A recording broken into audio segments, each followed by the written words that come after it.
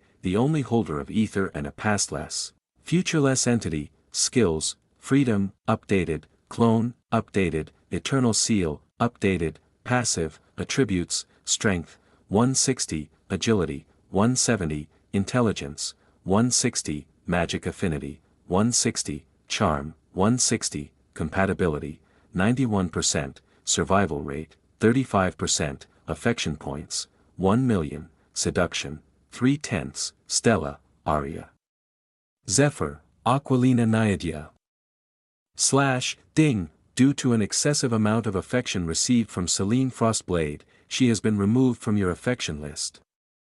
Consequently, you will no longer receive affection points from her. Ding, as a result of Aether's actions, the log has anticipated potential imbalance and danger in certain individuals. Therefore, affection points will no longer be awarded once a specific threshold is reached. Ding, the threshold will be 500,000 AP for every individual's. Well, I suppose even the log is terrified by her affection, Aether thought, recalling the cute little girl he had left behind. He felt a pang of sadness remembering her gloomy face. I need to pamper her more. Suddenly, /Aether, /Aether heard a voice in his mind and immediately recognized who it was. So, the Eternal Seal's telepathy works even at this distance, he thought before sending a telepathic reply. Nothing much, Cell. I miss you and I'm sad that I couldn't kiss you today, / He suddenly felt a wave of intense love and longing and even a hint of destroying something. Aria. He sweated a little before saying, I love you, the intense emotions calmed, replaced by a pure eruption of love, I love you too, she shouted in his mind before cutting the connection. Aether could feel her overwhelming happiness and, was that a hint of arousal? Anyhow, Aether. Aria called him. Snapping him back to reality, they stood before colossal wooden structures that towered above the rest of the village. These buildings, larger and more grandiose than the others, commanded attention with their intricate carvings and elaborate designs. The massive wooden beams and arched doorways suggested a place of great significance, perhaps a sacred place. It's my home, Aria said, pulling him inside the grand house. Chapter 233, Melona Zephyr. A human? What's a human doing here in our realm? Maybe he is Queen Aria's friend, or perhaps another chosen one, I see. But still, I couldn't believe she was dissolving our sacred marriage. It's unthinkable. Well, what could you expect from her? She's barren, after all. A queen who cannot bear heirs. A pitiful woman. It should be the other way around. Emperor Alaric should be the one to dissolve the marriage, not her. It's his right, not hers. Hearing the murmurs echoing around the grand corridor, Aether frowned deeply. What the fuck, he thought, feeling a surge of annoyance that quickly transformed into raw anger. There was nothing wrong with this woman, and even if there were, she should never be labeled with such vile and disgusting words. What he hated more than anything in the world was being called infertile. This wasn't a choice, it was an error, a cruel twist of fate that no one had control over. Yet people judged and thought so harshly about it. Aether. Aria gently called out to him, her soft voice pulling him from his thoughts. She caught his fingers in hers, her touch light and reassuring. You don't need to worry about them. I am already used to this. Seeing her serene and happy expression, as if she didn't care about the hurtful words of others, Aether sighed. I suppose suffering for 1,000 years has steeled her heart. He followed her quietly, his anger simmering but contained. As they arrived at the imposing doors of the great hall, the guard stationed outside looked at Aria with deep respect and bowed deeply as they opened the massive doors, entering the hall. Aether noticed several groups of people sitting at the low tables, engaged in serious discussions. The atmosphere was tense and charged with heated words. Everyone halted their conversations and turned to watch as Aether and Aria made their entrance into the great hall. Queen Aria, the people shouted in unison before standing up respectfully and bowing deeply. Aria, maintaining her calm and composed expression, nodded and walked toward the central table with an air of regal authority. Aether also nodded with a calm expression, though inwardly he felt a mix of emotions. She did say I should do whatever she does, right? He thought, trying to mimic her demeanor as he followed her closely. Though the people frowned at why Aether was acting as if he was the one receiving their respect, they held their tongues, not daring to voice their confusion or displeasure. Mother, Aria said as she stood before a woman. The woman possessed an otherworldly allure, her skin a smooth, rich shade of dusky blue that contrasted strikingly with the cascading waves of her platinum hair. Her eyes, luminescent and piercing, were a captivating shade of green, drawing you in with their depth and mystery. Her elegant dress, a masterpiece of emerald green silk and intricate golden embroidery, clung to her form in all the right places, accentuating her busty curves with a sensual grace. The neckline plunged daringly, showcasing a deep cleavage framed by the exquisite golden lace that adorned her shoulders. Her name was Melona Zephyr. Image, Melona smiled as she looked at her daughter with teary eyes.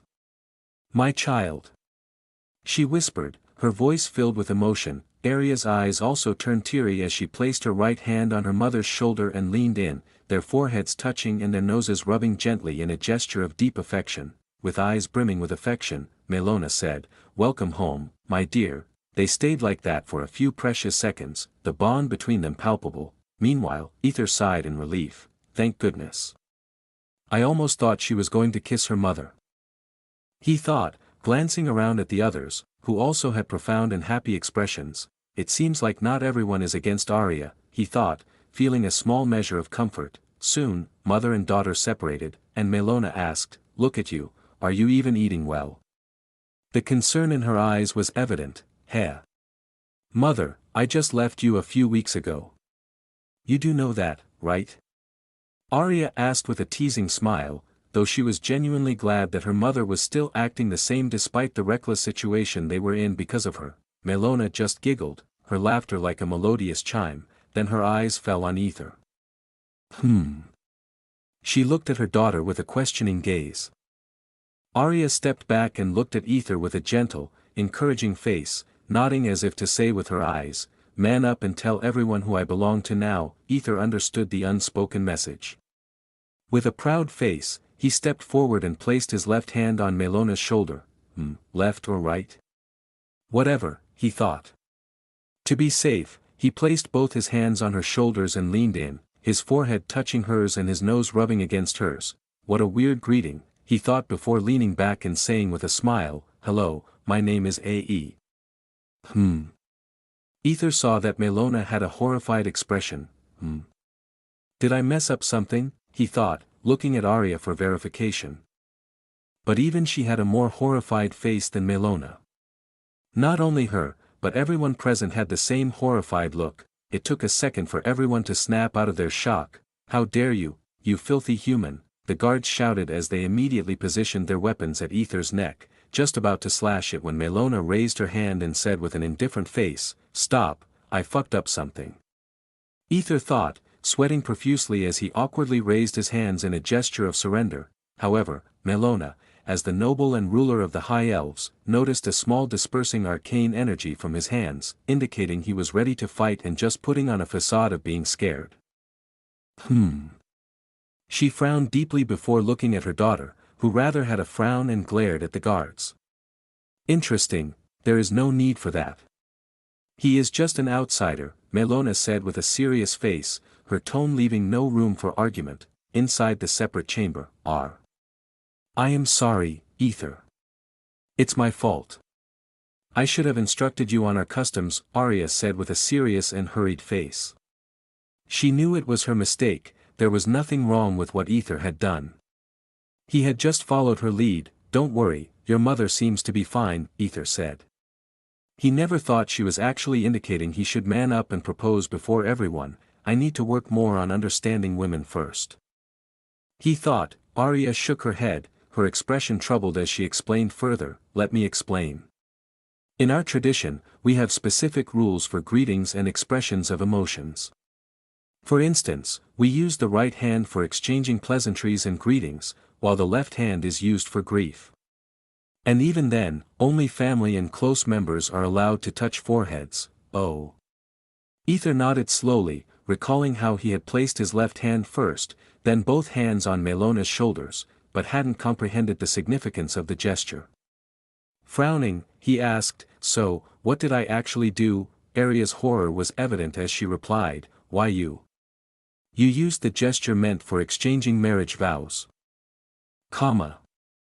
Aether opened his mouth to say something but closed it again, realizing the gravity of his mistake. "Yeah, I really messed up there. I married her mother before her. What kind of situation I again dragged in?" he thought before saying with small regret, I'm sure your mother understood it wasn't intentional and there's no need to worry about that, no. Aether, it's not just about my mother. Those council members. They won't tolerate disrespect towards their ruler, especially through a breach of tradition. And my father, he will kill you for that. Arya's voice dropped, the fear in her eyes revealing her concern. What in the? It's all just a mistake, Arya. Aether said. Frustration creeping into his voice, I know, but those old fools don't care. They only follow the traditions strictly. Aether let out an exasperated sigh. It's my first day here, and yet I've already caused chaos, he thought before making a sudden decision. Kia, he scooped Arya up, carrying her like a princess. What are you doing? Arya asked with a blushed face, hoping she wasn't too heavy. Well, since I messed up, let's hide for now. You know where the court proceedings happen, right? Aether asked, noticing how light she felt as if she were a feather. Well, I do, but still, I will take care of it. You don't need to hide anywhere, Arya said with a gentle expression. No matter what, now that Aether was here, she would never let others hurt him. Aether smiled and teased, what a cute little girl I love, before kissing her lips. 7000 AP, Arya's ears twitched in happiness as her legs dangled like a young girl's. Despite disliking the term little girl due to her age, when it came from his mouth, it made her inexplicably happy and she wanted him to keep calling her that. Suddenly, Arya, look at my daughter blushing in another man's embrace. That's quite a lovely face you have, my child. Melona's teasing voice interrupted from the doorway, her amused gaze fixed on Arya and Aether. Arya jumped slightly, startled by her mother's sudden appearance. Her face turned scarlet, her embarrassment palpable as she quickly disentangled herself from Aether's arms and regained her composure with a delicate cough. Melona's lips curled up even more as she looked at Aether, who was watching Arya with an amused expression. Chapter 234, I still love her. Melona stared at Arya with wide, disbelieving eyes. She couldn't fathom that her daughter, her precious, strong-willed daughter, had actually fallen in love with a mere servant. Aether, on the other hand, felt a mix of surprise and anxiety as he watched Arya reveal the truth to her mother. Yet, she carefully omitted the fact that he was an eternal slave. Like any protective mother, Melona struggled to maintain her composure. She fought the urge to lash out at the stranger who had captured her daughter's heart. She understood the depth of Arya's sacrifices for their tribe and knew she had to respect her daughter's wishes, no matter how difficult it was. My daughter, I know you have done so much for this unfaithful tribe, Melona began, her voice trembling with emotion as she glanced at Aether, who sat quietly beside Arya. But still. Her voice softened, filled with concern. Is he truly the one for you? Arya's expression turned serious, her eyes reflecting her unwavering determination. Yes, mother, she replied firmly, I am sure he is the only one. 7000 affection. Aether's heart swelled with affection and a twinge of guilt. Ah! Come on, Aether, he chided himself inwardly. He looked Melona in the eye and bowed deeply. I apologize for my behavior earlier, he said sincerely. Melona's gaze remained fixed on Aether, her silence speaking volumes. Undeterred, Aether continued, I understand that as her mother, you have many doubts about me. But there is one thing I must make clear, I truly love her, not her position. As he spoke, he wrapped his arm tightly around Arya's waist. She blushed deeply, her heart racing. Oh my God, Aether, I love him so much, she screamed inwardly, gently pushing him away, wanting to hide her embarrassed face from her mother. 1 AP, Melona frowned, her protective instincts flaring. She leaned forward, her voice dropping to a whisper filled with menace. What will you do if I refuse to give you my blessing and forcibly separate you two? Her eyes narrowed, and her voice took on a dangerous edge. A decade for us is but a day. She will grieve, but eventually, she will heal, for by then, you will be long dead. Human. Aether's expression darkened at the words, forcibly separate. Those words struck a deep, painful chord within him. He had heard them before. A pain, mom. Arya's voice wavered with a mix of hurt and defiance. Despite her respect for her mother, she couldn't stand by and allow her to disrespect the man she loved. She was on the verge of retorting when. He. Aether's laugh cut through the tension like a knife, sending a chill down Melona's spine, forcibly separate. "Oh, come now, my dear mother-in-law," he said, his eyes glinting with a dangerous light. "I came here to support her. Whether you grant us your blessing or not, I couldn't care less." 1 AP, Melona's frown deepened, confusion mingling with her anger. "What do you mean?" she demanded, Aether's eyes bore into hers with an intensity that left no room for doubt. "I love her, and she loves me. That's all that matters. Whether you bless us or not, I will take her with me. And if you are determined to separate us." His voice dropped to a chilling calmness. "I will come. I will come and haunt each and every one of you until you beg me to take her." It was a threat. A blatant challenge to the ruler of the High Elves. Arya was stunned, not by the threat itself, but by the fierce possessiveness in Aether's eyes, the way his touch sent shivers down her spine. 8000 AP, 1 AP, come after us? Era boy, you are too young to make such threats. Shall we wager on it, then?" Aether interrupted, his voice unwavering. Melona's curiosity was piqued despite herself. "Take Arya with you," Aether said, his voice steady and resolute. "And I promise, within a year, I will ensure that your entire tribe, the one that has hurt my beloved despite all her sacrifices, falls to its knees before me." His face was set in grim determination. Though he was bluffing slightly, he wouldn't hesitate to follow through if necessary. Melona's frown deepened. She sensed his bluff but also recognized the dangerous resolve in his eyes. She couldn't simply dismiss him, and before she could formulate a response, "Oh okay, Aether. Stop." "I'm fine," Arya cried, throwing her arms around him to calm him down. Her heart overflowed with happiness as she saw the depth of his anger and protectiveness. "I love him so much," she thought, overwhelmed by her feelings. 8000 AP, Aether blinked for a moment. His heartbeat gradually slowed, and he took a deep breath to steady himself. Sigh, "I cannot believe my emotions got the best of me, even if just for a second." Arya's face was flushed with frustration and disbelief.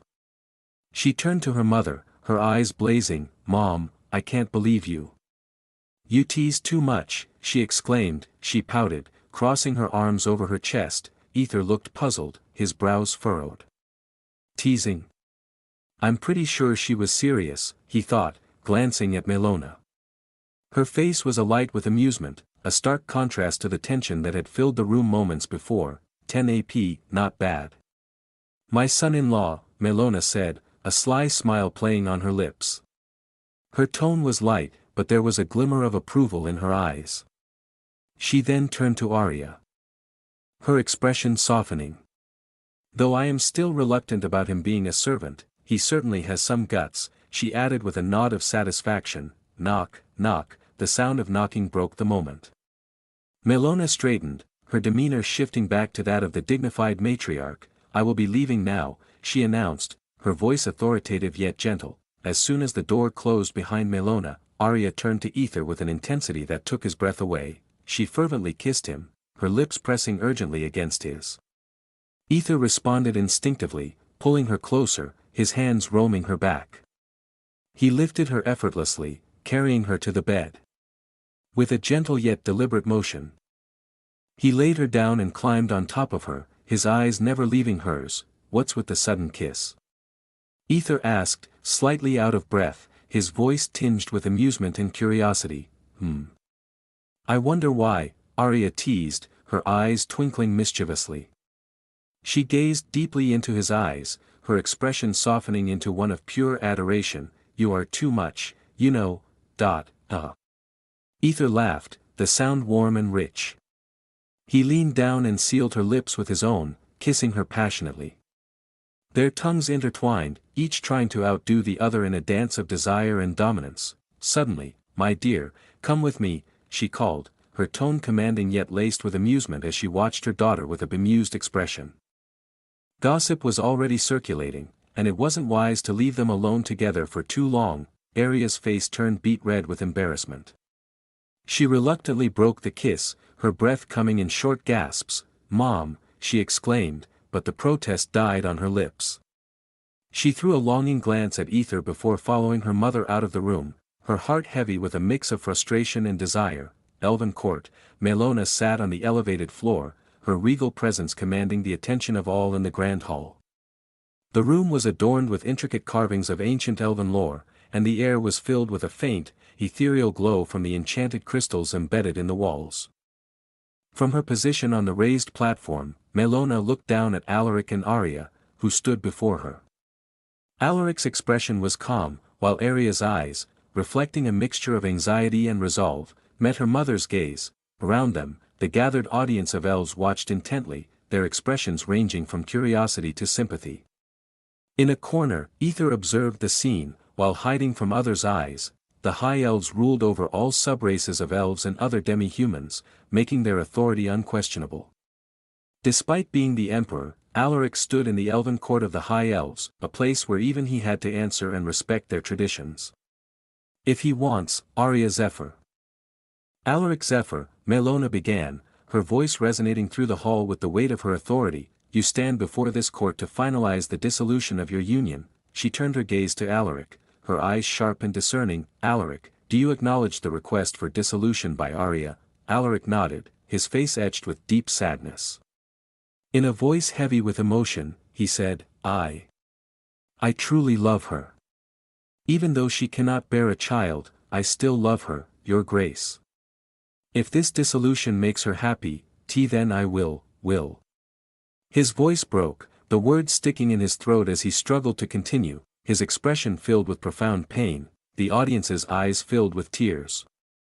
They could hardly believe that the Emperor, a figure of immense power and authority, was shedding tears for a barren woman. Meanwhile, Arya had, what the fuck, expression, and Aether had, who the fuck, expression. Chapter 235, Let's play a game, love me.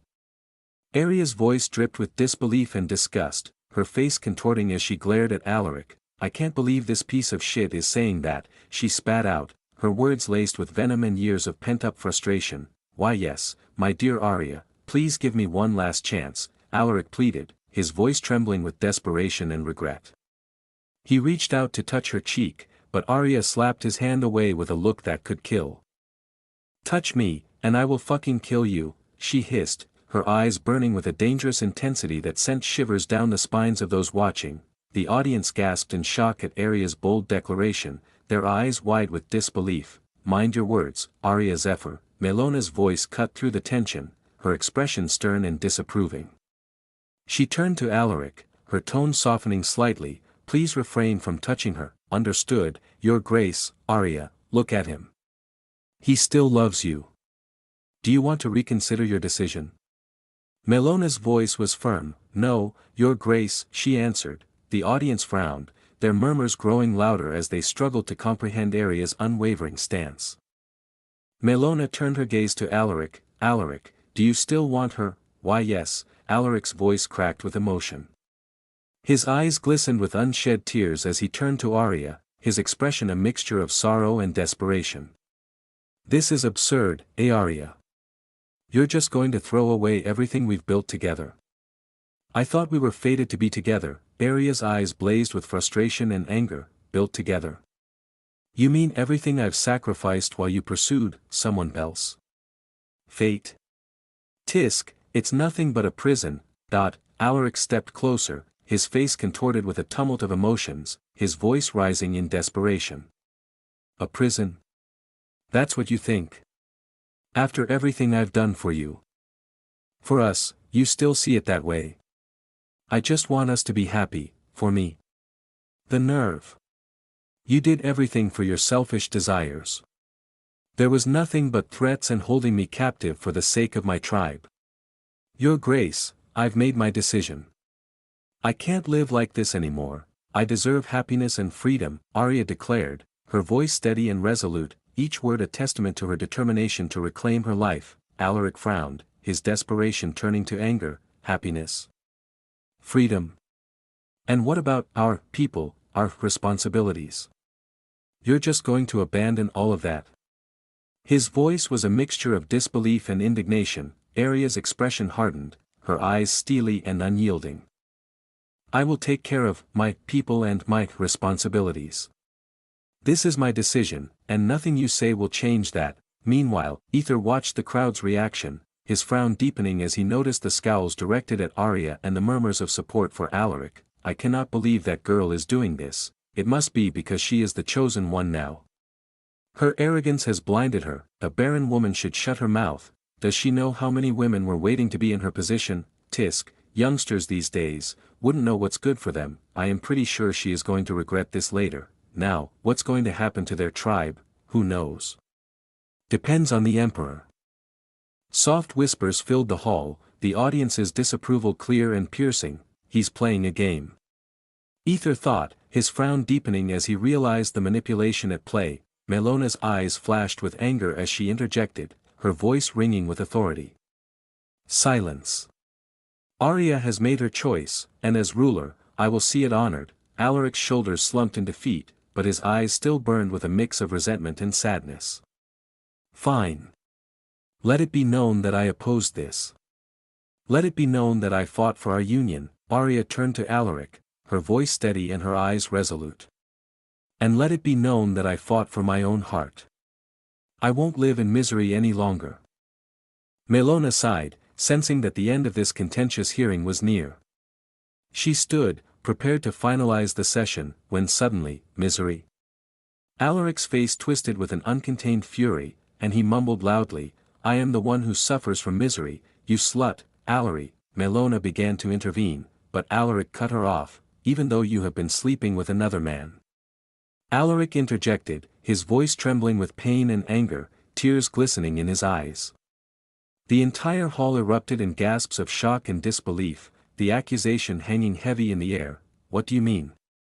Melona asked, her voice barely containing her own rising anger and confusion.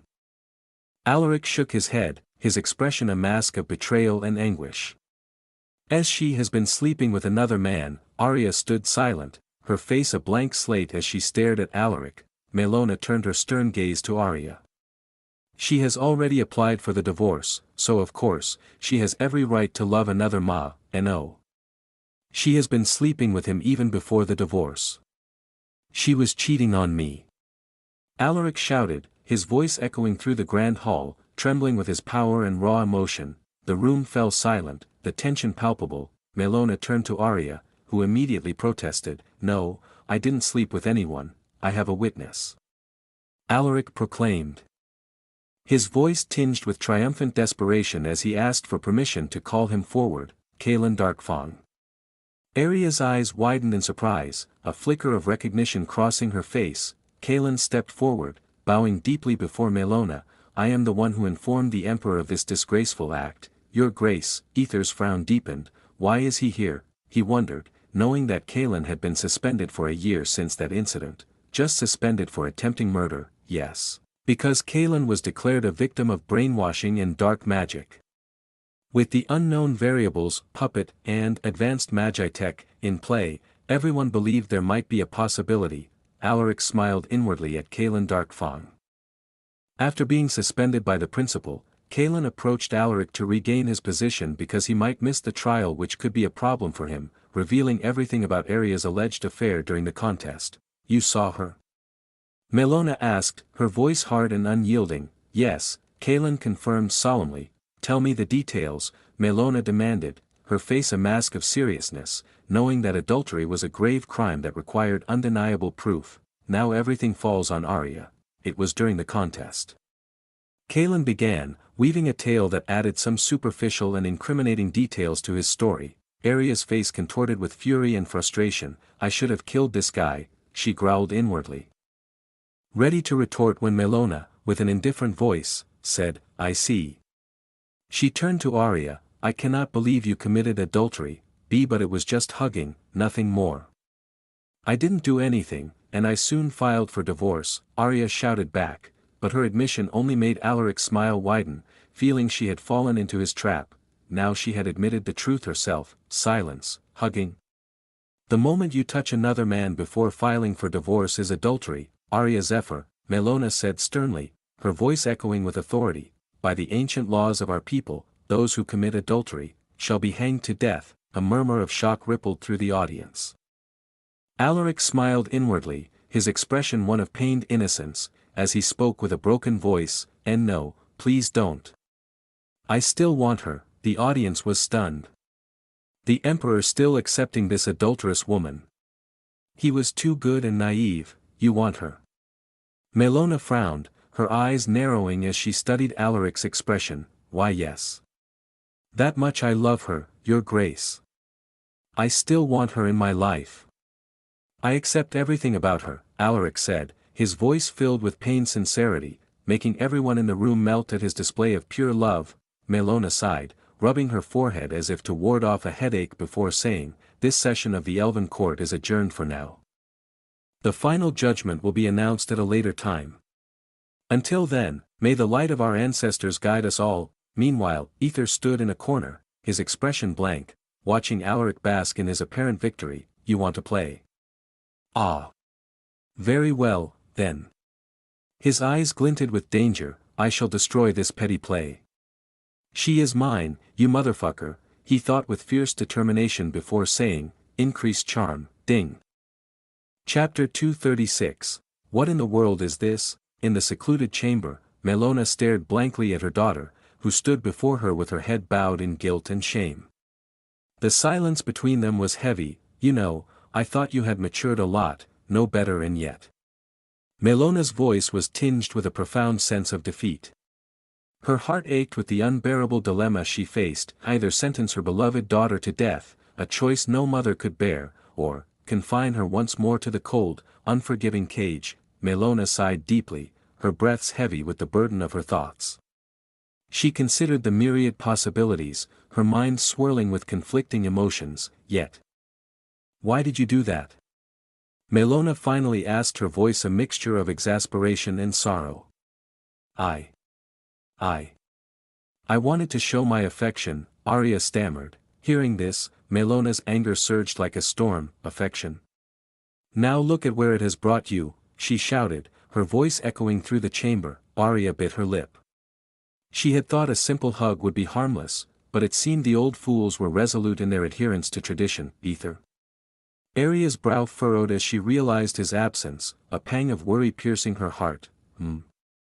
That bastard already ran away," Melona said with a disgusted expression, recalling how he had slipped away from the court. She couldn't believe she had almost been swayed by his determined look. Now revealed as a facade. "Run away?" Arya shook her head in disbelief, her heart refusing to accept the possibility. "There is no way," Melona snorted, unimpressed by her daughter's steadfastness. "Looks like he played you very well. That servant." Her words were laced with contempt. "Mother." Arya protested, her voice rising with a mix of anger and hurt. She hated the way her mother referred to him. Are you still defending him, even though he abandoned you?" Melona's voice was cold, her eyes narrowing. "He didn't abandon me."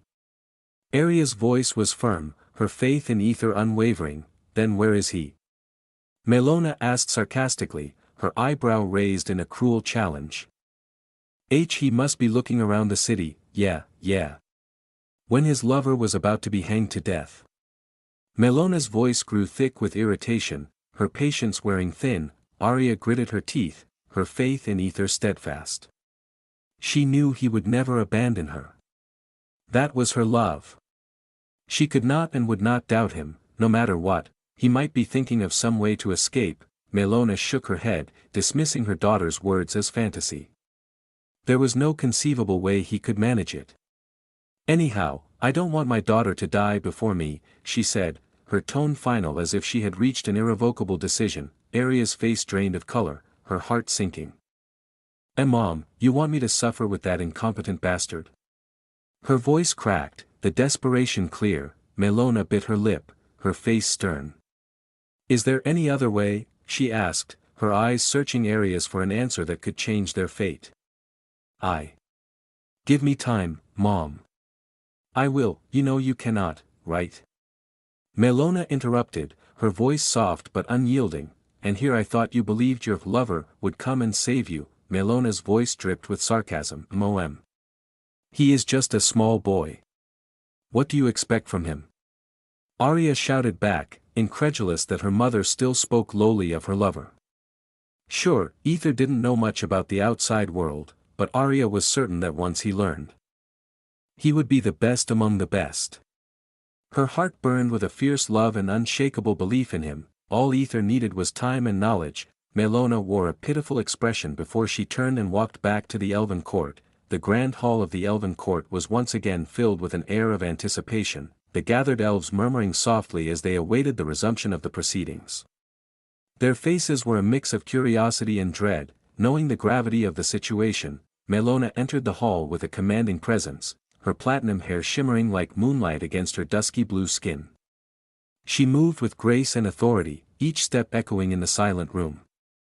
She ascended the elevated floor, taking her seat with an air of solemn dignity. The room fell silent, all eyes fixed on her. This session of the Elven Court is now reconvened, Melona began, her voice resonating powerfully through the chamber, each word measured and deliberate.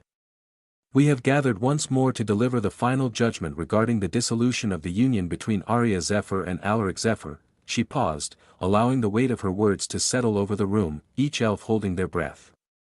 After careful deliberation and consideration of all presented grievances, it is time to announce the court's decision. Melona's gaze shifted to Arya and Alaric, who stood before her, their expressions tense and filled with dread. Arya Zephyr, who committed adultery, shall be hanged to death. A collective gasp swept through the hall. Even Alaric's face showed shock, his eyes wide with disbelief. But Melona raised her hand, signaling for silence as she had not yet finished. However, Melona continued, her voice unwavering and clear. Alaric Zephyr, considering he is the emperor of this world and still loves and desires her even after her transgression, we shall acknowledge his love and earnestness. Thus, in light of his plea and the love he still holds for Arya, Arya gritted her teeth, her heart pounding in her chest. The situation was dire, and she knew she had only one option left, to escape before he could capture her again and imprison her in the cage. Her hands trembled as she prepared to summon her arcane card. Alaric's smile broadened with triumph, feeling as though he had finally ensnared the bird. All he needed to do now was secure it carefully and tightly within its cage. Melona turned to Arya, her expression severe as she prepared to deliver the verdict. Arya Zephyr will not face death. Instead, she shall be removed from her ti, your grace. A panicked voice interrupted. Melona frowned as she saw a group of guards rushing into the grand hall. What has happened? She demanded, her tone sharp. It's mi, other, no. The guard stammered, his face pale with fear and confusion. Alaric, irritated by the disruption just as he was about to claim his prize, released a menacing pressure upon the pitiful guard. We are busy. Speak quickly and clearly, he growled. The guard nearly collapsed under the weight of Alaric's power, but Melona's stern command broke through. Alaric Zephyr, stop this at once. As the pressure lifted, the guard panted heavily, his eyes wide with terror. And my wife, she committed adultery, he finally managed to say. The gathered elves frowned, their expressions asking, so what? They saw it as an issue easily resolved by filing a formal complaint, rather than interrupting the ongoing court session. Melona's frown deepened. You could have just filed a complaint. Forgive me, your grace, the guard shouted in fear. Quickly adding, it's not just me. Then what? The whole city, what do you mean? Melona frowned. Everyone is waiting outside, your grace, the guard said urgently. Melona's eyes narrowed in worry. She could see the genuine fear and confusion on the guard's face. She hurriedly stepped down, followed by Alaric and the rest of the court. Upon stepping outside, they were met with a shocking sight. What in the world? Melona gasped, her eyes widening in disbelief. What is going on? Alaric's frown deepened as he took in the scene before him. Not just 10 or 20. Hundreds upon hundreds of commoners stood before the Elven Court. Women were weeping openly, while the men wore expressions of utter devastation. What is going on here? Alaric demanded, his voice a mix of confusion and anger. They are saying that their wives have committed adultery, the guard answered, his face a picture of pain and sorrow, all of them in a single day. Melona's eyes were wide with disbelief. Are you kidding me? How could all these women commit adultery? Alaric shouted, his voice rising in frustration. They said, they saw their wives hugging someone, the guard explained, his voice breaking with emotion. That's it? Why yes, hugging. It's just hugging. You basta. Alaric's voice halted abruptly as a shocking realization dawned upon him. Melona's expression mirrored his shock. Aria's eyes widened in astonishment. Must be Aether, she thought, her heart pounding. Meanwhile, in the crowd, what a sinful man you've become. Aether mumbled to himself with a pitiful, yet amused expression. With a fake cry, he added narcissistically, it's not my fault, being born with such a handsome face. What a sinful man. He swept his white hair dramatically, casting a sly look at Alaric and the others before disappearing into the ground with a mischievous smile. Chapter 237, Too Many Women. What Aether did was actually a pretty simple and straightforward thing. Miss, can you help me? An elven woman turned and saw a white-haired, handsome boy clutching his stomach. His face twisted in apparent pain. His eyes were filled with a pleading, almost innocent look that tugged at her heart. See, could you hold me for a moment? The boy asked, his voice breaking as he stumbled forward as if he were about to collapse from some unseen agony. The elven woman hesitated, her maternal instincts battling with her cautious nature. She bit her lip, uncertain whether to help this stranger. But then, ding, to charm, her hesitation melted away as if by magic, and she instinctively reached out to support the boy. Thank you, miss, the body said with a lovely, gentle expression that tugged even harder at her heartstrings, invoking her maternal instincts in full force. It's fine. She murmured, her concern growing as she held him up. She felt a strange warmth emanate from him, something almost enchanting. Suddenly, she stumbled for unknown reasons, her balance slipping away. Aether immediately hugged her as they both fell to the ground, his arms wrapping around her tightly as if protecting her. Affection, are you okay? The woman asked, scrambling to her feet, her heart racing with worry. She looked down at the boy in her arms, his face buried against her chest. I am fine. Aether whispered before collapsing into her arms again. She caught him, hugging him tightly to prevent him from hitting the ground, her heart aching for this seemingly fragile boy. What's going on? An elven man, seeing his wife embracing another man, felt his entire world shatter. His face contorted with a mixture of shock and anger, his eyes wide with disbelief. Dear, it seems this boy was hurt and we need to help.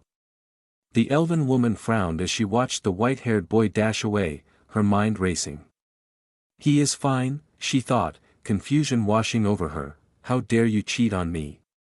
The man shouted, his voice filled with anguish and betrayal, echoing through the air like a thunderclap. Thus began the adultery. Now, my wife cheated on me. Sob, I cannot believe she hugged another man, as she would never do this, and yet she slept with the OUCH. Her boobs touched another man's back. Ayo, I want to die. What about our family? How could you do this? Elven males shouted in cries of desperation and betrayal, their voices merging into a cacophony of pain and heartbreak. Meanwhile, the women tried to explain themselves, their voices filled with frustration and desperation. I was only offering help when he stumbled. I just checked his pulse when he fainted. We're taught to be kind to those in need. I just held him closer since he was about to faint. I thought he was a cute child. Yes, he is cute. I mean, he is just a child to us. What's wrong with hugging him for an old woman like us? I cannot believe my husband is calling me a cheater when he was practically sleeping with my friend's mother. Even though my husband is incompetent, I never cheated on him, even though that boy was so handsome. I still love my husband. The women barged before the elven court, shouting in anger and desperate pleas, while some harbored hidden agendas. Melona blankly stared at the chaotic situation unfolding within her tribe. Her heart ached with the confusion and pain surrounding her people. Alaric gritted his teeth, his gaze fixed on Arya, who seemed to have a laughing face. This bitch. She really did something, didn't she? Alaric growled inwardly, seething with frustration and anger. He wanted to finish his trial first before dealing with these complications, his mind a storm of emotions. Why don't we finish our trial first? Alaric asked Melona, his voice tinged with desperation. "Well, let's ask the Emperor, he knows what to do." Suddenly someone in the crowd shouted, the words cutting through the noise like a knife. The crowd turned to the Emperor, their eyes pleading for an answer, their faces filled with hope and desperation. On one side, the males wanted a divorce, seeing the hug/touch as an act of adultery. On the other side, the females wanted their husbands to understand that it was just a small, innocent touch. Now, the Emperor was forced to make a decision. The weight of the situation bore down on him, his mind racing to find a solution that would satisfy both sides. If he sided with tradition, the women would surely be judged and hanged to death. Or, just let females die for the tradition and thereby incite the wrath of all women against him, a move that could potentially reach the sovereign's ears. Alaric gritted his teeth, knowing he needed to postpone the situation for now. His mind raced, searching for a way to delay the decision and buy some time. "My people, first we need to investigate." Looks like even the Emperor's wife was labeled a cheater, despite only helping a wounded man. Alaric's lips twitched as his keen eyes searched the crowd for the source of the accusation. He spotted a white-haired figure, who vanished before he could identify him. "Who is that?" Alaric shouted, jumping from his place and hovering over the people, his eyes scanning the crowd with intense scrutiny. "Emperor's wife committed adultery, what? For real? He's been cuckolded." The whispers spread like wildfire through the assembly, casting a shadow of doubt and scandal. Meanwhile, Aether, hidden in the chaos, whispered to himself, "Deactivate clone." As the crowd's attention remained focused on the Alaric, he stealthily moved behind Arya. Before Arya could call out his name, he covered her mouth and whispered, "Now, it's a queen's duty to break this old tradition." Seeing the determined and serious look in Aether's eyes, Arya's heart skipped a beat. She knew she hadn't chosen the wrong man. She nodded, then stepped forward, her face calm and serene yet tinged with sadness. "My fellow women, I understand your pain. Despite our dedication and care, we have worked hard and met their needs. These arrogant males label us as cheaters," she began, her voice filled with a mixture of sorrow and strength. Her words struck a chord, and the women turned grim and sad, their expressions mirroring their inner turmoil. "We cannot believe they can go around and sleep with any woman they want, and yet here we are, accused of adultery for simply touching a man in need. What kind of discrimination is this against women? We cannot accept this double standard," Arya continued, her voice rising with conviction. "Yes, it's unjust. Why are women always blamed? What kind of discrimination is this? I'm not even allowed to touch my own elder son just because he's considered too old. This hypocrisy must end. We demand justice. These unfaithful males. We want rights. We want answers." The situation escalated quickly, and all eyes turned to the Emperor, demanding a response. The tension was palpable, the air thick with expectation. Veins popped on Alaric's forehead as he struggled to contain his anger. Let's rewrite our tradition then." Arya softly interjected, her words gentle yet powerful, stirring the hearts of the people. Even Melona frowned at her daughter's audacity. Rewrite tradition. What she was talking about, but the crowd was moved by Arya's words. "What are you all hesitating for? We need new rules. We cannot continue to live under the rule of selfish males who decide everything. We need change," Arya declared, her voice resonating with authority and passion. "My fellow women. If we don't change this now, never expect our future daughters to hold their heads high. Call for an elder council meeting." Hearing this, Alaric frowned and glared at Arya. "Who authorized you to call an elder council meeting?" Arya smiled inwardly, maintaining a sad smile outwardly. "See, my fellow woman, even now only males, the Emperor, have the right to call an elder council meeting. Not even the Empress or I, a queen, have that right." Those who heard her words bit their trembling lips, their anger and frustration building. They turned their glares towards the Emperor and shouted, "Is this going to be a patriarchal society until the end? Is this the future we accept? Are we only meant to grovel before them? Is this how it's going to be for the next 1,000 years? Call the Elder Council, call the Elder Council, call the Elder Council." The chants grew louder and more insistent, the demand for change echoing through the assembly. Even males were taken aback by the situation. They were supposed to be the ones shouting, not them. Alaric clenched his fists, his face a mask of barely contained fury. "Fine, he finally barked, his words sending a shockwave through the empire. Tomorrow, the Elder Council meeting will occur. Every elder must attend. We will discuss our traditional rules. He turned to Melona. The judgment is postponed until tomorrow. With that, Alaric disappeared. Aria's face broke into a smile, a wave of relief washing over her. The women around her, who had long been ruled by their husbands, also began to smile, their faces lighting up with hope and happiness for the first time in a long while. Meanwhile, what the fuck is going on? Aether had an incredulous expression.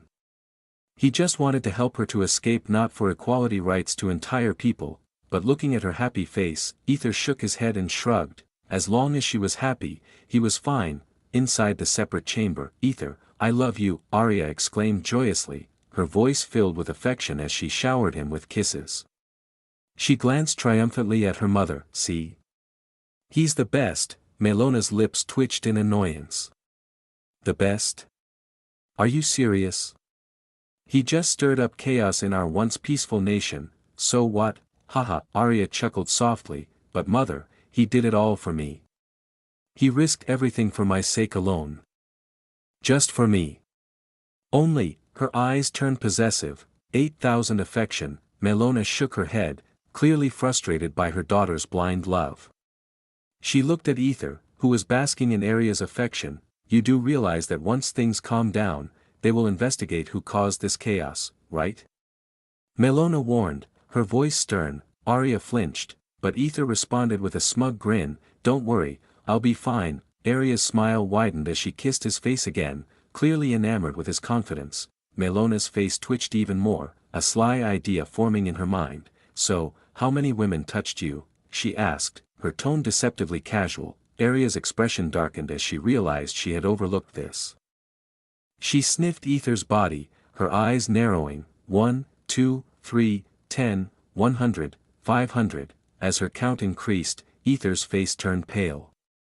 How in the world can she tell? He thought, panicking. He glanced at Melona, who was watching with a satisfied smile. Total 756. Women's sense on your body, Aether, Arya said, her voice dangerously low. Aether's mind short-circuited. What the fuck? Even I lost count of how many women hugged me. Is she a part hybrid dog or something? He quickly went through various possibilities before coming to one solution, with possessive eyes. Then please, paint me with your scent, Arya. I feel disgusted by other scent. Arya blinked, her face returning to normal before blushing deeply. See, come on, Aether. You can't say that with my mother here, safe.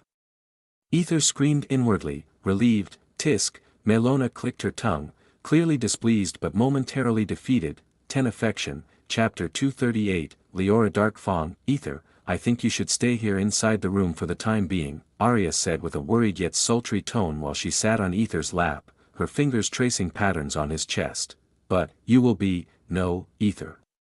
Your slave mark is going to blink, so it would be better if you stayed here, please, Arya insisted, her voice trembling with a mixture of fear and concern. Aether sighed deeply, his warm breath caressing her neck, and nodded.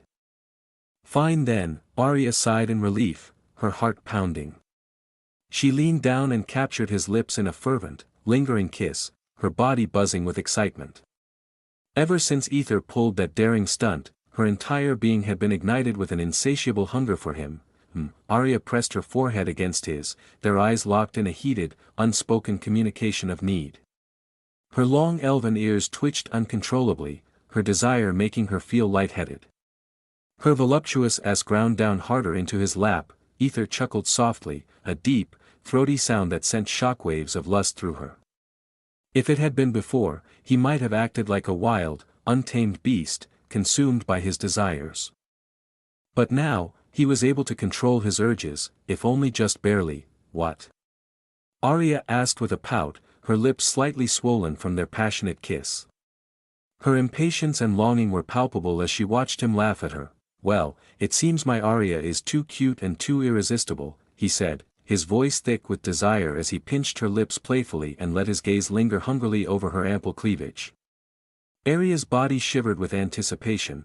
she knew she needed to uphold her tradition, she knew she needed to adhere to her traditions, yet her hand moved almost on its own, sliding her shoulder straps down and revealing her full, luscious breasts barely contained in a black bra. In an instant, Arya felt something hard and demanding pressing against her butt. Her breath hitched, coming out in ragged gasps as she slowly guided Aether's head to her heaving chest. "Enjoy to your heart's content," she breathed, her voice a seductive whisper. She wanted him to devour her, to lose himself in her. Aether, momentarily taken aback, smiled wickedly before gently biting the soft, sensitive skin of her upper chest, inhaling her intoxicating milky scent. It drove him wild, sending shivers of pure pleasure down his spine. Arya's face flushed a deep crimson as she let out a sultry, needy moan, the sound vibrating through the room. Aether's lips curled into a smirk before he began to bite and suck her chest slowly. Each movement deliberate and tantalizing. Her moans grew louder, echoing off the walls as he claimed her body, marking her as his own. Aether. Looking down at him, Arya felt a rush of possessive pride. She was his, completely and utterly. An overwhelming sense of happiness and belonging surged through her body. 8000 AP, Aether looked up at her, his eyes dark with desire, before capturing her drooling lips in a deep, possessive kiss, savoring her sweet, intoxicating taste. The wet, hungry sounds of their kiss filled the room. Aether, she whispered, her voice barely audible over her own heavy breathing. She was just about to unhook her bra when, knock. Knock, Arya's face contorted in a mixture of annoyance and anger. With a frustrated sigh, she hurriedly put her clothes back on, her fingers trembling with irritation as she glanced towards the door. "Thud, dear, it's not good to stay with him," Melona said sternly, her voice carrying an air of authority as she pulled her resistant daughter away. Aether could only laugh weakly at the abrupt interruption. He stared at Melona for a brief moment, before he resignedly lay back on the bed, feeling the cool sheets against his skin. As midnight approached, the room was cloaked in a serene silence. Thud, Melona, now wearing a delicate nightdress, quietly entered Aether's room. Aether, on the other hand, was lost in thought, gazing at the starry sky through the window. His shoulders were wrapped in a bed sheet, shielding him from the slight chill that permeated the room. "Why did you call me?" Melona asked, her frown deepening with curiosity. "Nothing much. Arya didn't want me to attend the meeting, fearing something might happen to me. So, I was wondering if you could help me," Aether replied, his voice calm and steady. He didn't turn away from the window, his eyes reflecting the vastness of the night sky as he spoke with a thoughtful expression. He knew Alaric was a cunning individual, always plotting something. Arya, being the worrywart she was, would never tell him if there was danger lurking ahead. She was like a protective hen, shielding its chick until it was ready to fly on its own. In her eyes, Aether was just a child. Melona frowned, standing beside him and looking up at the sky. "I am not an elder council member, though," she remarked. "Huh?" Aether turned to her in surprise, noticing her indifferent expression. "It's my husband, or rather, Arya's father, who is the member," she clarified. "I see." Aether nodded slowly, the realization dawning on him. "Come to think of it, I never once saw her father," he mused. Curiosity getting the better of him, he asked, "Where is your husband then?" Melona gave him a sidelong glance before answering, "Well, he is currently busy with something. Or someone. Aether didn't respond, understanding that every family had its own complications and secrets. "Anyhow, if by any chance he doesn't attend the meeting, I will be there as his substitute." "So, let's see what's happening," Melona said, her voice resolute. Aether nodded in agreement, and as they continued to watch the sky in silence, Aether noticed her shoulders slightly trembling in the cold air. He hesitated for a moment before wrapping her shoulders with his bedsheet, pulling her closer to him in a gesture of warmth and comfort. Melona blinked in surprise, her eyes shifting to Aether, who was still engrossed in the beauty of the night sky.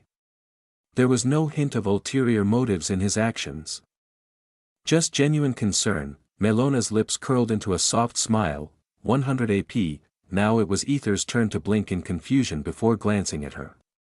Did I raise a flag? He wondered, feeling a mix of amusement and confusion. Next morning, the Elder Council, each race living in Eriones Zephyr was represented by selected individuals from their respective races in this Elder Council. They were responsible for maintaining peace and unity among the citizens and were the wise elders who had established the traditional rules that governed their society. If there were any problems or if changes were needed in the traditions, it was the council that decided by voting. Now, inside the Grand Palace, a huge round table with numerous seats was partially filled, while a few seats remained vacant, awaiting their occupants. Alaric sat on the throne, his eyes scanning the elders who had already arrived. There was an air of anticipation and tension in the room. Arya stood beside the throne, her presence commanding respect.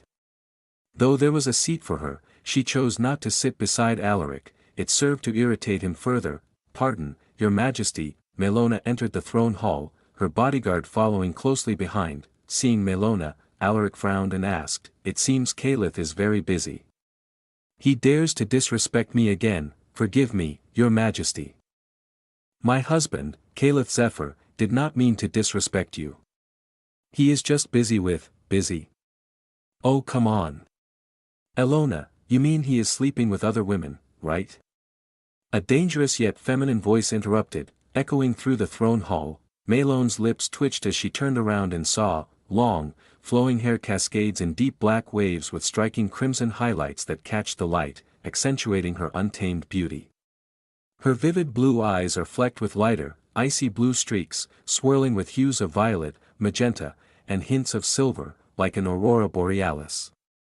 Long lashes and dark, smoky makeup enhance their intensity. Her smooth, flawless skin has a soft glow that contrasts beautifully with the intricate patterns of her outfit. The crimson and black lace bodice clings to her curves, highlighting her ample bosom and cinched waist. Lace patterns weave around her form, accentuating her figure with ethereal grace. Her tempting red lips are slightly parted, revealing a hint of mischief and allure. Intricate tattoos on her cheeks and shoulders add mystery, enhancing her exotic appeal. Pointed, fox-like ears with tufts of white fur peek through her dark, multicolored hair. Image, Leora Darkfang. Melona's lips twitched, followed by two individuals, one of whom was Kaelin Darkfang. "You took your sweet time to come, Leora. Did you waste your time sniffing around?" Melona asked with a smile that didn't reach her eyes. Leora's lips twitched in response as she glared at Melona. "Unlike you, I have my husband in my palm," she retorted, casting a glance at the smiling man standing beside Kaelin. Melona snorted, her gaze falling to the man's legs, which were trembling with fear.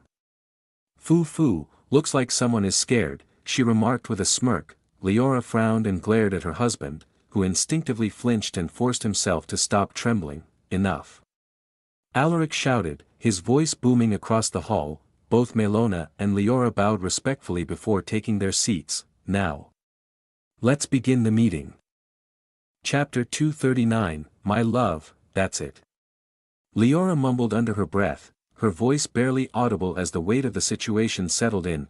"We cannot allow that," one of the elders shouted, his voice trembling with a mix of fear and outrage. "Yes, we have been following this tradition for thousands of years," another elder chimed in, his tone resolute and unyielding. "We cannot change our ancestors' written law," a third elder added, his voice filled with conviction and an air of finality. Alaric sat back, a satisfied smile spreading across his face as he listened to the elders' fervent resistance. "Then what about the women currently protesting?" he asked, his voice calm yet menacing. "Should we hang them?" The room fell into an uneasy silence, the elders flinching at the brutality of the suggestion. They understood the delicate nature of the situation and the potential consequences of their decisions. Alaric glanced at a specific elder, his tribe's elder, who nodded in understanding. The elder spoke up, "Why don't we hang a few women to make an example?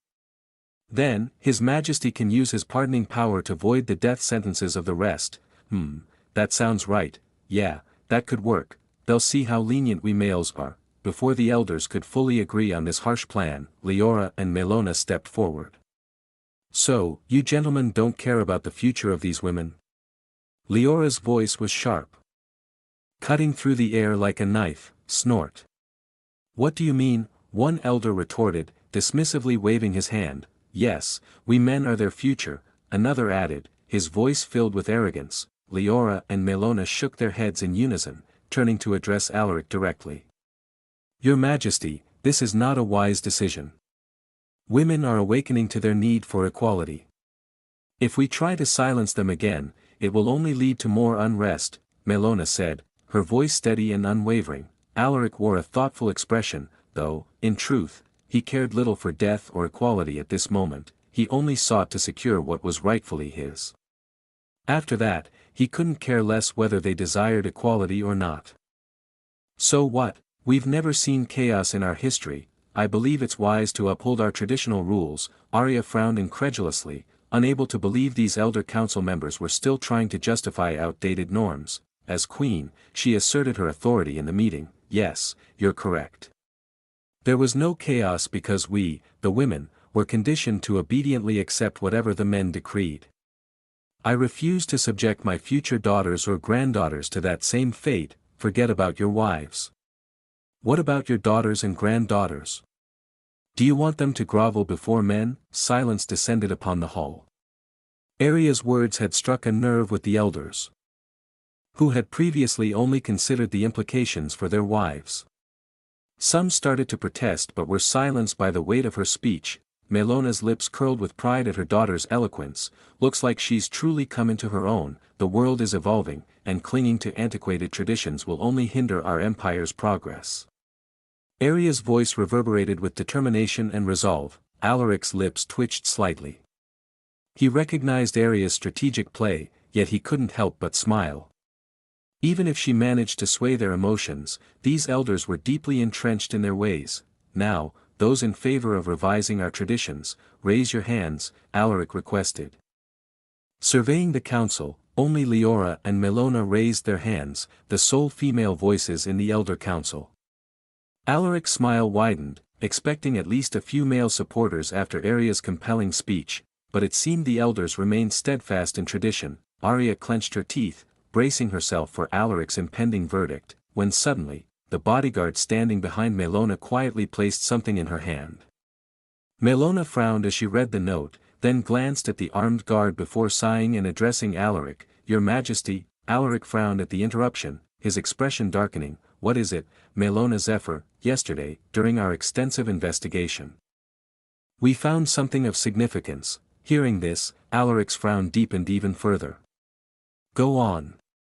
He had already dispatched a full investigation team to search for the culprit, yet they had only uncovered a few scant details. The suspect had white hair and a strikingly handsome face, and that was all. Melona turned to her guard and commanded, Go on, tell His Majesty what happened. The guard bowed respectfully to Melona before addressing Alaric. It happened after the chaos had settled down.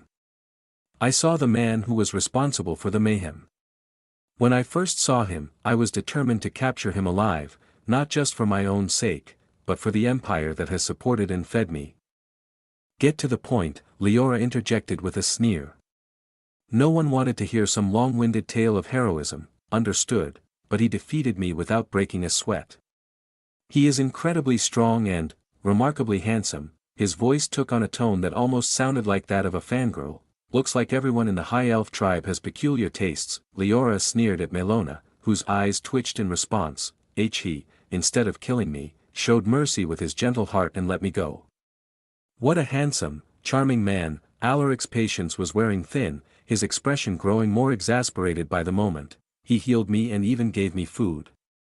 Did I mention how handsome he is? Bastard! You're only saying that. Leora shouted in anger, almost grabbing her husband's arm like a club, ready to lash out at him. Get to the point. Alaric demanded, his voice echoing through the throne room. Forgive me. He said, he will bring down our empire. The guard's voice echoed with fear, trembling slightly. Now everyone in the room frowned, their gazes fixed intently on the guard, and he told me to give this to you personally. The guard gulped, his throat dry, as he pulled out a folded piece of paper. Alaric frowned even more deeply before instructing him to read it. But he said to give you personally and should only you know, not others. Everyone frowned upon hearing that. Alaric's lips twitched before ordering him to continue. Why yo? Motherfucker. Veins bulged on Alaric's forehead as he glared daggers at the guard. Forgive me, Your Majesty. but that's exactly what was written here. The guard immediately raised his hands defensively. Alaric controlled his rising anger, taking a deep breath before telling him to continue. Yo. Motherfuckers. I mean, elders, crack, go ahead, yo motherfuck, just read the remaining part. Understood, your majesty. The guard nodded before continuing to read. Anyhow, Emperor, how are you? I hope you are doing fine. I am very glad to inform you that I am your biggest fan. Everyone blinked in astonishment for a second. Shocked, everyone looked at the guard, and he immediately said, That's what's written here, looks like we have a quite interesting enemy. Leora smirked, her eyes gleaming with intrigue. One affection, the guard continued, shocked. Please don't be. You know how much I am a big fan of yours. Getting cuckolded. PFFFTTT, oh, our pitiful emperor. Don't worry, in order to wipe away that disgusting title, I, as your sole big fan, shall embark on this lonely journey to cuckold everyone. Sob, with my own body. I am sacrificing myself for you. Sob, please don't forget me. I will save Sister Arya. It's just for you. My love. Please give me the strength. Anyhow, I am now going to other tribes to teach those old fools, especially the elders' wives and married daughters and granddaughters. Now I wonder what kind of decision they will make. Will they really? Really kill their daughters to uphold this archaic, oppressive tradition, or will they choose to save their daughters? I hope I get a good answer for my dear emperor. Kakik. The throne hall fell dead silent, the tension palpable. As much as they thought, they knew they were threatened by some bastard, but the elders frowned at the words, casting glances at the emperor. In their minds, they considered, it all began when the emperor was in court for divorce. Considering the chaos that erupted at just the right time, the elders knew it was either the queen or the emperor. However, the more they pondered, the more they suspected the emperor, because of his unyielding love for the queen even after her adultery. It was as if the emperor manipulated everyone so that the queen wouldn't die. What a wonderful love. This was done by some fanatic, or did the emperor want us to revise the rule without directly asking? I cannot believe he pulling our daughter's happy life just for his selfish actions. I cannot sacrifice my tribe for his cunning plan. If he loves her, just say so, we will agree. Why bother creating chaos in our family? Those thoughts, as the moment when the emperor's name came into view, lingered in their minds, with various possibilities running through the elders' minds, slowly but surely raised their hands as if they were answering the emperor's previous question. Most of them almost connected the dots and realized it was all along the emperor's plan to keep her safe queen so that she wouldn't hang to death. Arya's face turned to surprise. Meanwhile Melona looked at the guard with mixed expressions. I see. Alaric nodded when he saw the amount of number increasing. He clenched his teeth, and his anger was palpable. He couldn't believe his actions to keep Arya from turning against him from just a random bastard. He looked at Melona, this bitch.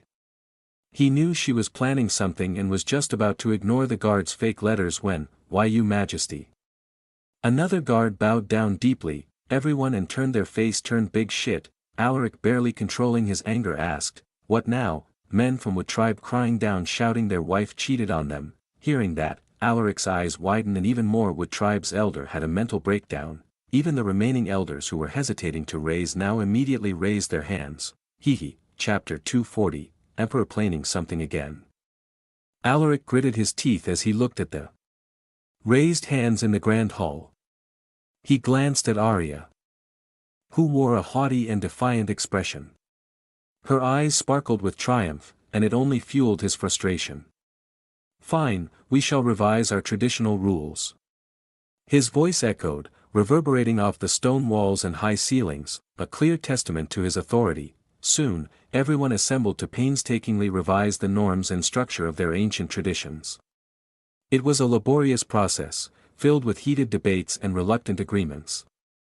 The task stretched out, taking almost 10 exhausting hours to complete. Arya's grin widened even more before she gracefully stepped down from her elevated position. Then we will see in court, she announced with a final, confident look. One by one, the elders began to leave. it was blatantly clear that no one wanted to identify the person responsible. They all understood it was part of the Emperor's intricate plan, and thus, they didn't dare to question him. Which only served to infuriate him further. As the room emptied, "Your Majesty," Kalen said, bowing deeply with respect. He stood waiting patiently, eager for the Emperor's response. All he wanted was to attend the academy, nothing more. Alaric sighed heavily, the weight of the situation pressing on him. "You will join in a month. Now leave." He waved his hand dismissively, his face twisted in annoyance. Kalen bowed one more time, before hurriedly exiting the room. As soon as the last person left, Alaric's face contorted with rage. He released a burst of pressure so intense it almost made the palace tremble. Veins bulged on his forehead, and his expression was one of pure fury. He couldn't believe someone had played him so expertly. Suddenly, a shadowy figure materialized and bowed deeply before speaking. "Victor is currently staying at the academy, Your Majesty." Upon hearing this, Alaric's face darkened further. "I see, so it's not Victor. Then who is it?" His mind raced with possibilities. According to the information he had, he suspected Victor since he was the one closest to the data. But now, it seemed he had been wrong. "I heard she came here with someone." "Find out who it is," Alaric ordered, his voice cold and menacing. The shadowy figure nodded in silent understanding before disappearing into the shadows. "Whoever you are, I will fucking kill you," Alaric mumbled to himself, his jaw clenched tightly, the veins on his cheeks pulsing with rage. He was beyond pissed off at this point. He needed an outlet for his seething anger. He already knew the outcome of the court proceedings, and the thought of being outmaneuvered by Arya, a woman he considered nothing more than a trembling cat, drove him to the brink. The more he dwelled on it, the angrier he became. "If this is going to end in divorce, I might as well plunge both tribes into chaos." He thought to himself, a wicked smile forming on his lips. He decided to summon Kalen Darkfang once again, his mind racing with new, darker plans. Meanwhile, in a different part of the palace, "What the hell? There is nothing here," Melona exclaimed, her face a mask of horror as she stared at the blank white paper in front of her. She turned to her armed guard, who stood silently as if this predicament was not his concern. "Come on, Aether, answer me," Melona demanded, her voice a desperate whisper. "Well, it's kind of exciting, don't you think?" Aether replied, his voice brimming with excitement. Melona's face turned even paler. Exciting? What on earth was he talking about? If Alaric were to receive this letter, she was certain their whole tribe would face dire consequences. She was now genuinely terrified of Aether. Never in her life had she imagined that a mere boy could orchestrate such an elaborate plan and execute it with such precision that it nearly fooled her. What the hell has my daughter gotten into now? Melona thought, her mind racing with fear and confusion. Don't worry, she got a perfect one, Aether said, his tone filled with amusement and confidence. 100 affection. Melona stared at the armored guard, a surge of frustration rising within her. She really wanted to see his smug face and, if possible, punch it. How in the world did you do that? Melona asked, her face serious. She knew Aether had been with them the entire time, yet there was still a problem with the other tribe. Even Arya believed her mother was the one doing everything. Aether glanced at his skill log. It wasn't just modified logs but also his skills that had been updated. Skill, freedom, updated, : you can now extend your freedom time period by using affection points. The cooldown time remains unchanged, allowing you to enjoy your freedom for longer durations. 1 minute equals 1 AP. Skill, clone, updated, : you can now alter your clone's appearance using affection points, though changes cannot deviate significantly from the original form. Additionally, the clone's duration can be extended, giving you more flexibility in its use. 1 minute equals 1 AP. Skill, eternal seal, updated, : error. This function cannot be used as your current level is insufficient. Please level up to unlock this feature. That's a secret, my mother-in-law, Aether replied, his tone laced with playful mystery. 100 affection. Melona's lips twitched even more, her irritation palpable. She was just about to retort when, I never thought you would be able to pull this stunt, Leora said, her face lit up with amusement as she approached Melona. What do you mean? Melona asked with a frown, quickly hiding the blank paper behind her back, her heart pounding with apprehension. Oh come on, Alona. You know exactly what you did, don't you? Creating chaos just to save your daughter. Amazing, isn't it? Leora's voice was light and teasing, which only served to irk Melona even more. I didn't do anything, Leora. Melona denied the accusation firmly, deciding to walk away to avoid further confrontation. Leora shook her head in growing amusement, her smile widening with every passing second. She then glanced at the armed guard who was trailing Melona. I am surprised you brought a guard with you all of a sudden. Melona didn't respond, she simply walked faster, her heart beating rapidly. Leora frowned slightly, narrowing her eyes at the guard before moving closer to Melona. She leaned in and whispered, I see, you got someone. Ah, all the best then. This caused Melona to stumble, but Leora caught her hand and added with an amused smile, well, since the law changed, you can do whatever you want. Melona's cheeks burned with embarrassment and anger. She glared at Leora, thinking furiously, he is my son-in-law, bitch. She immediately resumed her pace, the guard following closely behind. Interesting, Leora mumbled to herself as she watched Melona leave. She looked down at her own hand, which was holding a crushed piece of paper. Mother. Kalen's urgent voice broke through her reverie. He arrived, his face serious and determined. He looked at Leora and said, I have an idea to defeat the High Elf tribe. What is it? Another underhanded technique? Leora asked, rubbing the paper between her fingers thoughtfully, her eyes never leaving her son's face. Mother, please give me this chance. I would never do that again. Enough, my child, Leora interrupted, her voice cold and stern. She glared at her son, who flinched in fear. You not only failed against a stranger but also worked under someone like a pawn, like a Eusanthro pawn.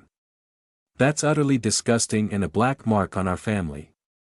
She placed her hand on her son's shoulder, her grip tightening. Crack, crack, you know, when I heard you got suspended from the academy. To be honest, I almost thought of ending you right then and there, if not for you being the chosen one. Leora's voice was icy, and her eyes were filled with disappointment. Kalen sweated profusely, his fear evident as he avoided his mother's intense gaze. Leora felt even more annoyance at her son's cowardice. Kalen, why yes, mother, Kalen stammered, trying to withstand the pain but still unable to look at her. Let me warn you, our tribe lives with pride. No matter who the enemy is, we should always hold our heads high and face them head-on, not like weaklings who need to hide their fangs. The next time I hear of you working under anyone or acting like a coward, she leaned close to his ear and dangerously whispered. I won't hesitate to end my own blood. Kalen's tail stiffened in fear, his entire body rigid. Do you understand? Why yes mother. Leora patted her son's shoulder, her eyes still cold. She looked at the blank paper in her hand, her lips curling up in a sinister smile. Looks like we have something interesting. Mother, could you please trust me this time? Please. Kalen pleaded, desperation clear in his eyes and voice. Leora glanced at her son, her expression thoughtful and scrutinizing. What is it? Today, the Emperor will get the divorce, so. He began to explain his plan in detail, his voice trembling slightly. As he spoke, Leora's frown deepened. She listened carefully, her mind processing his words. You thought of this? Why yes, mother, really, you? Why yes, mother, I am the one who thought of this, I see. Leora said, her voice trailing off as she contemplated his words. Meanwhile, fuck. That bitch. Melona screamed, her voice echoing through the corridors as she stormed down the hall. Chapter 241. Aether planning something. Elven Court. Melona looked at Arya, her eyes searching for any hesitation. Arya Zephyr, do you confirm your wish to dissolve this union? She asked one last time, her voice steady and authoritative. Yes, your grace, Arya replied with a firm nod, her resolve unwavering. Melona then turned to Alaric, her gaze steady and unyielding. Alaric Zephyr, even if your love for her remains, a union without mutual understanding can only bring suffering. Do you comprehend this? Why yes, your grace, Alaric responded, his voice heavy with sorrow and regret. Melona nodded solemnly. It has been determined that Aria's act of aiding a wounded man does not constitute adultery under our revised traditions. After thorough deliberation and careful consideration of all grievances presented, the court has reached a decision. The union between Lady Aria Zephyr and Lord Alaric Zephyr is hereby dissolved. A murmur of acknowledgement passed through the audience, though there was little surprise. With a graceful wave of her hand, Melona summoned a silver chalice filled with sacred water, the liquid shimmering with an ethereal light. She held it between Aria and Alaric. Drink from this chalice, and let the sacred waters cleanse your hearts and spirits, formally marking the end of your union. Aria and Alaric each took a sip from the chalice, their bodies momentarily illuminated by a soft glow before returning to normal. Melona's voice was both gentle and authoritative as she continued, "From this moment forward, you are released from the bonds that once united you. May you each find your own paths to true happiness and fulfillment." Aria and Alaric bowed respectfully to Melona and then to each other. "Thank you, your grace," they said in unison. Alaric gritted his teeth, his emotions a turbulent mix as he immediately announced, "My support for the High Elf tribe, I hereby null that." A collective gasp echoed through the court, the shock evident on the faces of all except Melona and Aria, who had anticipated this outcome. "Hope you understand." Alaric looked at Melona, his eyes challenging. She simply responded, "Of course, Emperor. Since the connection between our tribes was severed, there is no need to support us." Alaric's lip twitched at her calm response. "Whatever," he thought with a shrug, leaving the court with a sinister smile. "Let's see how you guys are going to beg later." Aria immediately ran away to a certain place, a happy and liberated expression on her face. Melona's lips twitched at the blatant disrespect shown towards the court, but with a sigh, she followed her daughter. "Thud, Aether, aha dash," Aria panted as she opened the door, her eyes sparkling with joy. She found Aether standing by the window, gazing at the sky. Aether turned around, his eyes widening in surprise as he saw Aria's beautiful, radiant face and, a crazed expression. A shiver ran down his spine. "Why does she look like Selene?" he screamed inwardly before gently raising his hand, his face warm and inviting. "Come to me," he said softly. "Step, 8000 AP, step. 8000 AP, step, 8000 AP." For each step Aria took, her affection rose exponentially, as if something inside her was slowly awakening. Aether trembled inwardly. "Why is this happening to me?" he screamed to himself. With a flushed face, Aria reached Aether, slowly wrapping her arms around his neck. Aether gently placed his hands on her hips, their faces mere inches apart, their breaths mingling. "Aether," Aria whispered, her voice filled with longing. "Yes," Aether replied, his voice equally soft and tender. "My lovely Aether," she repeated, her eyes shimmering with emotion. "Ah. Yes, my lovely Aria," Aether responded, a gentle smile on his lips. "Hee." "I am a free bird now," Aria declared, pressing her hot body against his. The heat between them was palpable, an electric connection that neither could ignore. Aether pretended to be surprised before gently smiling. "Then should I take this bird?" he asked, his lips hovering over hers, teasing and tantalizing. "There is no need for the question, just take it," she replied hotly before sealing his lips with hers in a passionate kiss, their mouths moving together with an urgency that spoke of long-suppressed desires. As they slowly separated, their eyes locked, filled with mutual longing and lust.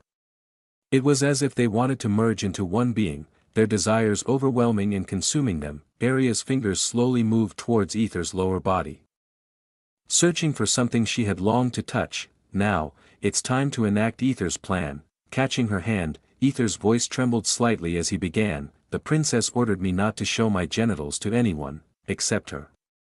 Aria's eyes widened in shock and disbelief, her expression clouded with a mixture of hurt and confusion. "Except her," Aether gulped inwardly.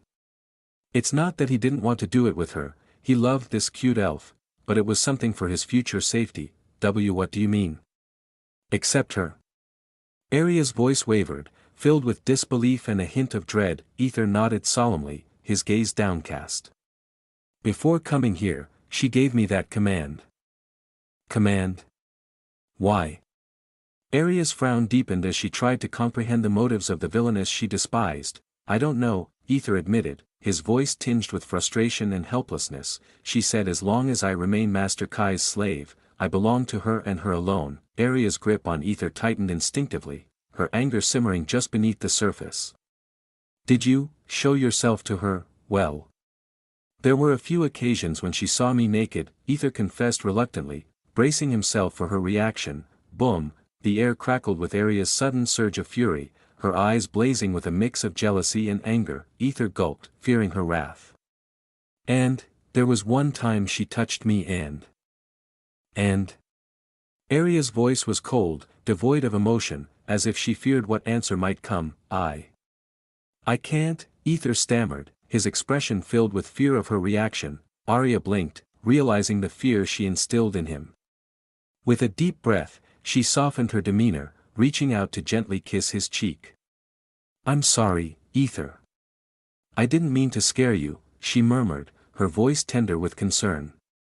I just need to know, please. Aether's heart melted at the sight of her vulnerability. She can be so fragile, he thought, his resolve faltering momentarily. Promise you won't get angry, he pleaded softly. Ah. I promise, Aria assured him, her voice trembling with a mix of hurt and longing. I won't be angry with you, my love.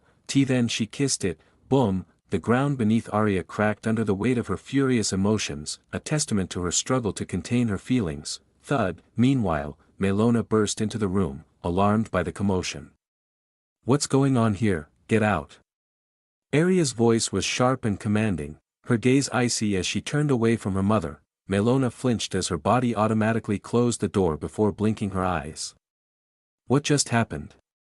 She reopened the door and saw Aria sitting on Aether, vigorously kissing him without hesitation. Melona's cheeks turned red. She had wanted to prevent them from getting intimate before marriage, but seeing Aria finally happy, she decided to leave them alone. Meanwhile, Aria, sitting on top of Aether, looked at him with a wicked smile before whispering, Aether, you are mine, Aether, mine only. 9000 AP, 9000 AP, 9000 AP, 9000 AP.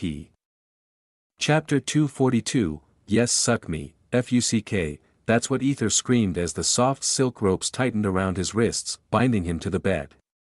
His clothes were torn off, leaving him only in his underwear, which barely concealed his growing arousal. Aether had assumed Aria was just like Celine, but he forgot one crucial point.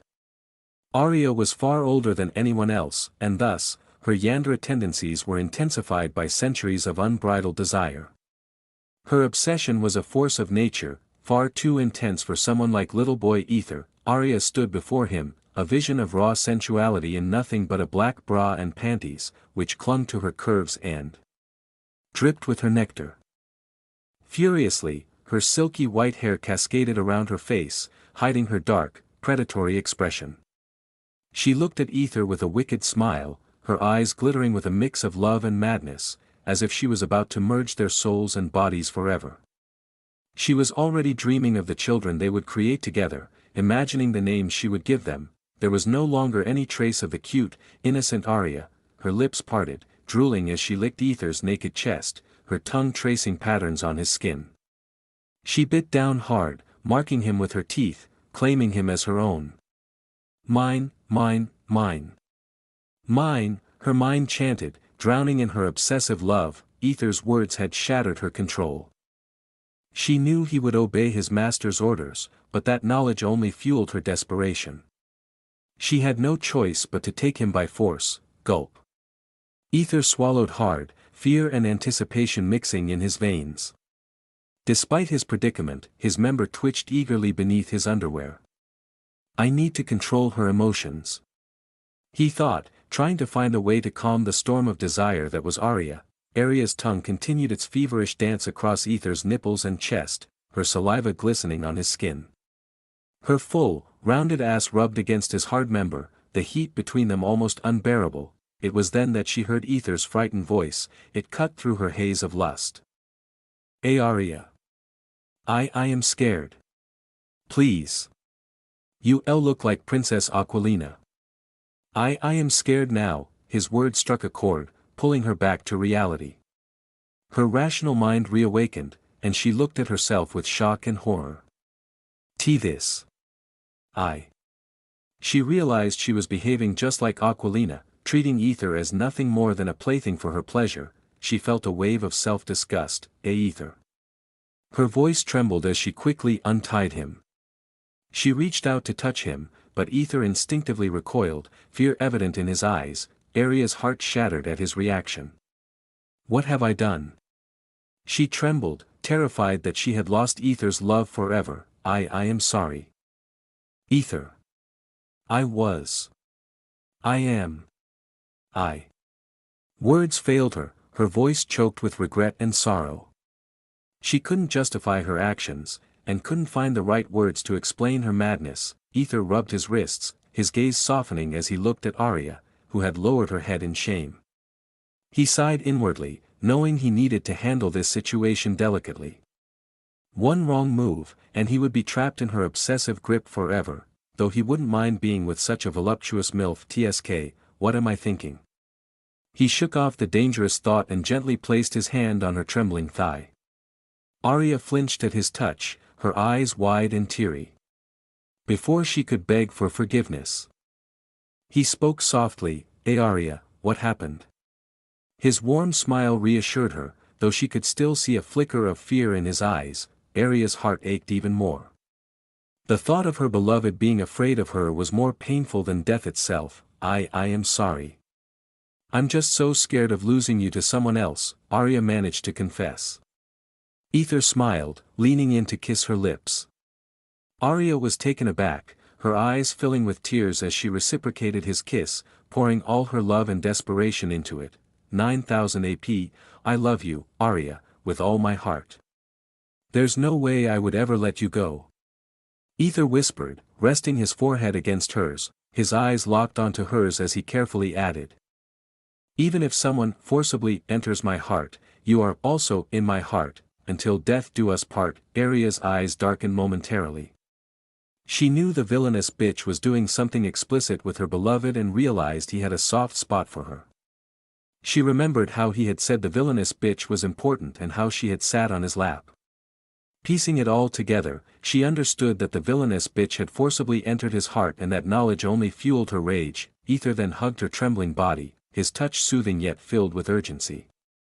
As much as I would give my life for you, I cannot ignore the princess's command. Aria's face turned gloomy. A small amount of killing intent emanating from her. Aether nodded inwardly before shyly adding, I shouldn't show mine, but... He pushed her onto the bed, his eyes raking over her disheveled white hair and blushing cheeks. His member twitched with anticipation. Aether. Aria stammered, her voice a mix of fear and desire as she saw the lustful gleam in his eyes. Her throat went dry, and her core trembled, leaking with arousal. Let me see yours, dear. She felt a rush of relief under his predatory gaze. Thank goodness, Aether still wants me, she thought, her heart swelling with joy and love. Part of her had feared he would reject her after what she had done, but his overwhelming love for her was evident. Kissing her lips, Aether's mouth traced a tantalizing path down her neck, leaving a trail of kisses that made Aria shiver with anticipation. His lips journeyed from her collarbone to her chest, his breath warm against her skin. His fingers expertly unclasped her bra, letting it fall away to reveal her bare, heaving breasts. Boing, boing, Aria's cheeks turned a deep shade of red, but she didn't shy away.